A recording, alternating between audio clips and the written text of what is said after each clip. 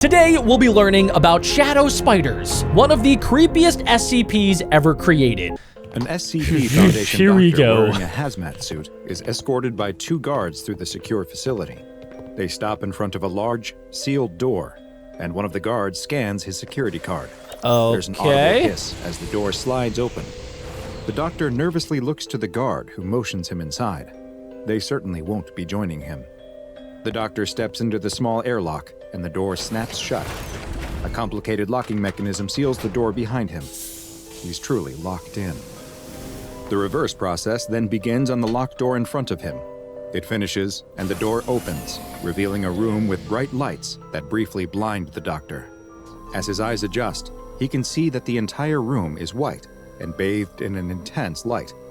He steps out of the airlock and towards the center of the room, where his task awaits. Guys, I see a He shadow. takes one slow step at a time, pausing for a moment after each before taking the next. The doctor wants to get this over with as quickly as possible, but he has to abide by the protocols, and this is how they dictate that one must walk in this containment chamber. Weird. As the doctor gets closer to the center, and his eyes further adjust to the bright light, he can finally see what this room contains. In the very middle of the room, directly under the lights, is a man. He's lying on a table. Guys, I don't know if you see it right now, but look at the shadows on the wall. There are spiders. Isn't moving at all, except for his slow, rhythmic breathing, which is assisted by the ventilator he's connected to. A feeding tube has been placed inside his nose, and numerous machines next to the man hum and beep as they measure his vital signs. The doctor continues to take one slow step after another, and eventually, after what feels like an eternity... What is on that screen? What is... Are those his lungs? Yeah, they're lungs. He reaches the middle of the room. The lights above the man are angled to create large, dark shadows coming off of him. And now the doctor is finally close enough to make out what he was warned about in his briefings. Even though the man is completely still, the shadows are moving. Scurrying on the edges of the man's shadow are what look to be spiders. Oh, and big ones too, guys. roughly 3 inches across. Okay. But the doctor can't see any actual spiders on the man. Only the shadows of these massive arachnids are visible as they move back and forth along the man's shadow. I'm getting the heebie-jeebies. The doctor is growing increasingly nervous. He can feel the sweat dripping down the inside of his hazmat suit, though he tries to tell himself it's just a result of the bright lights beating down on him. The doctor reaches the machines measuring the man's vital signs and jots down their readings, marking down that the man's medically induced coma appears stable. He's continually distracted from his work, though, by the movement of the spiders. So guys, usually in these SCP reaction videos, I like to put out some sort of ideas of what I think might be going on here, and this is one of them where I genuinely am not sure. Like, it seems like the guy in there has obviously something to do with the Shadow Spiders. The Shadow Spiders are connected to this man. I don't know if, like, he was some sort of, like, spider handler in the past or what his deal is. But, yeah, the spiders seem to like this guy, and it seems like this doctor can only do like certain things. Like he has to walk a certain way. It looks like he's not getting too close to this guy. So I guess this is like a highly spreadable SCP that if he maybe touches this dude and like the spiders can jump onto his shadow and then he could take it out into the world, and these spiders have to be super deadly. Like there's no reason why the SCP Foundation would have this many precautions if this wasn't like a high level, like a class 3, 4, or 5 Keter SCP that's probably going to end the world if it gets out. But I'm curious to see what it is, and comment down below what you guys think this SCP can actually do. And jots down their readings, marking down that the man's medically induced coma appears stable. He's continually distracted from his work, though, by the movement of the spiders. Well, yeah. One suddenly jumps from one part of the man's shadow to another, startling the doctor and causing him to jump back. The spiders abruptly stop moving, and even though he can't see their eyes, he has the feeling that they are looking right at him. Yes, dude, they can see him. The doctor is frozen with fear, staring right back at the spiders. But after a moment, they go back to their previous behavior and start crawling along the edge of the comatose man's shadows once more. The doctor continues to go down his checklist and audibly gulps. He's reached the final item, the one labeled physical exam. Nervous sweat runs down his face into his eyes, and he wishes he wasn't wearing this hazmat suit so he could wipe it off. He knows he must get much closer to the man, and more importantly, his shadow, than he feels comfortable with. He has to physically take the man's pulse, though. They won't let him out of this room if he doesn't. He reaches out towards the man's hand, slowly and carefully. He can see the shadow of his hand getting dangerously close to the man's shadow. Okay, guys, I don't think I would do this. You could pay me $10 million, and I don't think I would ever get close to this guy that has shadow spiders on him that I can't actually see in the real world. There's just too many things that could go wrong. Like, if the spiders get on you, they could, in theory, start, like, biting you, or you know, they could do even worse things, like go inside of your ears, and I don't even want to talk about it because I'm getting creeped out even thinking about it. And the spiders. One of the spiders stops moving, as if it is watching and waiting for the doctor's shadow to get closer. Big spider, by the way. It raises up on its hind legs, looking like it is ready to pounce. It's gonna jump. The doctor gets closer. No. And closer to the man's hand. Look at. Out of nowhere, the room is rocked by an explosion. What? The doctor spins around, and on a monitor next to the airlock door, he can. Wait, why are they running like that? Dude. They're running like a cartoon character. Dude, what? See a feet of the hallway outside. Their legs are so spread. The guards who had escorted him run down the hall as a red emergency light flashes. He turns back to the man on the table. Did they just abandon him? The spider that was waiting for him lowers itself out of its attack mode and goes back to scurrying along the shadow. The room is shaken by an even bigger explosion. What is it? Is it another SCP? The power must have gone out from whatever is happening outside. He can hear the sound of muffled gunfire mixed with far-off screams, but both are drowned out by his nervous, heavy breathing inside of the suit. So whatever happened here, guys, the biggest thing is the lights went out, which means I'm pretty sure that, the entire thing is basically a shadow at that point, right? Maybe, I don't know, maybe the spiders can't travel when it's complete darkness. Maybe they actually do need some sort of light source to make a shadow, but I don't know. I have a weird feeling that since the lights went out, the spiders can pretty much go anywhere. So one of the spiders is going to attach themselves to this doctor, and then he's going to leave and then bring the shadow spiders with him outside of their containment facility, which just sounds kind of spooky. The doctor drops to the ground and tries to crawl back to the door, but he has no Why is he idea which crawling? direction it is. He hits his head hard and hears a crack come down his mask. That must have been the table. Oh, the doctor turns and crawls the other direction, eventually finding the airlock door. He stands up and bangs and pulls on the door, but it won't move. He fumbles with his hazmat suit and finds the button for his emergency light. Oh, there's a light. The chemical light comes on there's gonna be inside of his spiders suit, everywhere, casting dude. his face in a sickly yellow light. But the light starts to flicker. Something must be malfunctioning. The light on one side of his protective mask goes out, leaving half of his face in darkness. But that's the least of his problems. No! Because all of his attention is now focused on the shadow moving across his face. It's the shadow of a spider. No! His eyes go wide as the spider stops and stands up on its rear legs. No. Arachnophobia, the fear of spiders. Woo! I have that. I have that. Yep, I have some that. Of the most common phobias. I have goosebumps and everywhere. Today's SCP file is a terrifying and dangerous combination of both. I'm Dr. Bob, and this is SCP-538. Hi, Dr. Bob. Also known as the Shadow Spiders. Whew. SCP-538 is what appears to be a kind of living shadow, not dissimilar to SCP-017. Okay. Though these shadows always take the form of an unknown species of spider.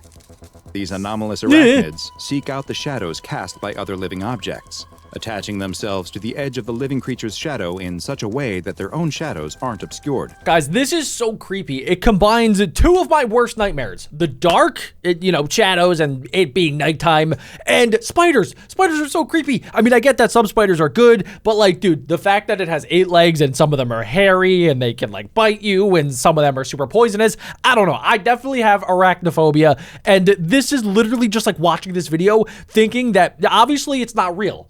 Right? It's not real, but still, the fact that, I don't know, like that it could be real is very scary. Once attached to a shadow, the spiders will appear to feed off of them. What? This allows them to rapidly grow in size, with adults measuring a total area of roughly 15 square centimeters. What? Once they reach their full size, they will continue to feed, though this will only maintain their size. The feeding process seems to not impact the host in any way, and the spiders can remain on a shadow indefinitely. While the spiders have been observed feeding on the shadows of inanimate objects when no living creatures are available, these don't appear to provide the spiders with whatever nutrients they require, and they will slowly atrophy and decrease in size. Okay, so they only can when only they are connected eat to the people. shadow of a living organism Or just that anything living. SCP-538 can thrive. SCP-538 are not locked to the shadow they are on, though. The spiders have shown the ability to move across areas to reach a new host. So I'm guessing, that's such a bad spot to pause, but I'm guessing that the SCP Foundation probably put a D-class personnel in the, the Shadow Spider exhibit to keep them alive because they need some sort of living organism to feed on. So they were probably like keeping this dude alive in like a coma-like state. And the D-class personnel are pretty much like prisoners or people that like nobody really cares about, which is definitely not good, but that's what D-class personnel are. They're test subjects. So they probably put the test subject earlier in this video that we saw in there to keep the Shadow Spiders alive. That's my new hypothesis. Though they will decrease in size when not attached to a shadow, losing as much as 2 square centimeters of their size for every second that they aren't on a shadow. Oh, that's so fast. And should they be stranded in the open without a shadow to feed on, they will decrease in size until they disappear completely, at which point that individual instance of SCP-538 is considered to be terminated. Okay, so that's how you get rid of them. Avoid this fate That's good. thanks to their extremely fast movement, though. And fully grown instances have been measured moving up to 1 meter per second. What? While SCP-538 That is like light instances speed. are usually quite benign, seeming content to simply live on the shadow of their host, they will attack if they are frightened, which is when the real danger presented by these anomalous arachnids comes to light. But what do they do? If the spiders are agitated, usually from the result of a rapid movement by its host, Okay. the spider will bite the organism's shadow before attempting to flee. Oh, wow. Once bitten, Okay. the unlucky individual will progress through 5 distinct stages, all of which take place over the course of roughly 1 hour. During the first, the subject will report pain in the area of their body that makes corresponds sense. to the part of their shadow that was bitten, but no puncture wounds or other marks will Really? be visible in this location. Minor psychological effects have been reported in this stage, mostly consisting of an increase in irritability and the tendency for the bitten subject to lash out at those around them. I mean, yeah, that kind of makes sense considering they just got bit by something, but like when you look at it, like let's say you felt like a pinch on your arm, but you look at it and then there's nothing there. That would be really, really, I don't know, kind of crazy to think about, and you would probably think that you're going insane. The second stage occurs 10 to 15 minutes after being bitten. The subject will begin sweating, despite reporting that they feel cold, while their skin will become red and warm to the touch. Oh my gosh. 25 to 30 minutes after the bite, the third stage will begin. At this point, the psychological effects become very noticeable, with the subject becoming violent and attempting to attack any person nearby. So it's like Their rabies. speech will be slurred, and they may show signs of impairment to their motor skills. The fourth stage begins at the 40 to 45 minute mark, and at this point, the subject's skin color will go from being red to a pale white as their core temperature drops 5 to 8 degrees Celsius. Yep, they're basically dying. Their psychological state will alter once again, and they will go from being extremely aggressive to overly apologetic, blaming their previous behavior on the fact that they weren't feeling well and weren't acting like So themselves. weird. After offering their apologies, they will then request their leave from the area and attempt to retreat to a darkened area. Oh, okay. The fifth and final stage happens 55 to 60 minutes after the bite. They don't At turn which into a point, spider, do they? The subject faces a grisly end to the entire ordeal. Their entire body will rapidly dissolve into a translucent liquid, while at the exact same time, their shadow will disintegrate into numerous smaller instances of SCP-538. So they don't just turn into one spider, like I kind of joked about. They turn into an entire generation of spiders. I mean, like 65 spiders that just came out. The spider offspring measure just 4 centimeters across, and the new instances will immediately begin seeking out shadows of their own that they can attach to and feed off of. There is currently no known cure for being bitten by an SCP-538 instance. Got and it. even So the cure is don't get bit. death will not halt the process. Instead, should the subject expire while in the earlier stages of the condition, death will cause the final step to occur immediately. In a bit of good news, only bites to the area of an individual's shadow that correspond to a spot of bare skin seem to cause these effects. Even thin materials like cotton clothing appear to be enough to prevent the process from starting. So that's why the guy was wearing a hazmat The SCP suit. Foundation has multiple instances of SCP-538 in containment, and they are kept in a white 15 by 15 by 3 meter room that is accessible only via an airlock. 4 200-watt lights are focused on a table in the center of the room, where D-Class personnel in a medically induced coma is kept in a stable state, in order to serve as a feeding source for the SCP-538. Okay, so I was right about that. It is a D-Class personnel person that, like, literally is just there as a giant Capri Sun juice box for these spiders. Create specimens. No other sources of shade are allowed into the room, so that the D-Class serves as the only source of shadows. Any personnel that enter the room, whether to repair a light source or to check on the condition of the D-Class, are to wear sealed hazardous material suits equipped with oxygen tanks, and are advised that they must move slowly and deliberately in order to avoid agitating any instances of SCP-538. Okay. Initially, doctors sent to examine the D-Class personnel were allowed to enter the room alone. However, following the events of Incident I-538-1, that protocol has been changed. During the incident, an attack by the Chaos Insurgency caused disruptions to both the main and backup power sources. So that's what happened at the beginning of this episode. This is the incident where things went completely wrong. Part of the site where the SCP-538 containment cell is located, just as a Foundation doctor was in the middle of an examination of the comatose D-Class. Power outage led to all lights in the containment cell shutting off, while at the same time sealing the airlock that provides the only means in or out of the room, and trapping the doctor inside. The power was not able to be restored to the containment cell for another 18 hours, What? at which point the doctor was finally removed from the cell. The doctor sobbed uncontrollably as he kept repeating that he could feel them crawling all over him. Oh, dude. The doctor was required to No. attend mandatory psychological therapy for his newly developed arachnophobia, and was later reassigned. Following this incident, the examination protocol was updated, and health checkups of the D-Class personnel are now performed by a doctor who is accompanied in the cell by 2 security personnel, each of whom are equipped with 2 250-watt flashlights. So the flashlights, I'm guessing if you shine them at the spiders, it, like, forces them to leave the area, or it might even kill them. That can be used in the event of another disruption to the lights. If at any time a staff member is bitten by one of the spiders, they are to be immediately placed within SCP-538's containment cell as soon as possible, as the failure to properly contain them could easily lead to a massive containment breach by SCP-538 entities. Bitten individuals will often attempt to hide the fact that they are bitten, so anyone who comes into contact with the Shadow Spiders must be carefully monitored for signs of any of the symptoms that follow a bite. He's crossing his fingers. They probably asked him, "Sir, did you get bit?" And he's like, "No, I have not been bit." The ease with which they could quickly spread, and the huge threat they pose to humanity, has led to SCP-538 being classified as Euclid. And while the Foundation hopes that they have been successfully contained, we all must remain ever vigilant of movement on the edge of shadows.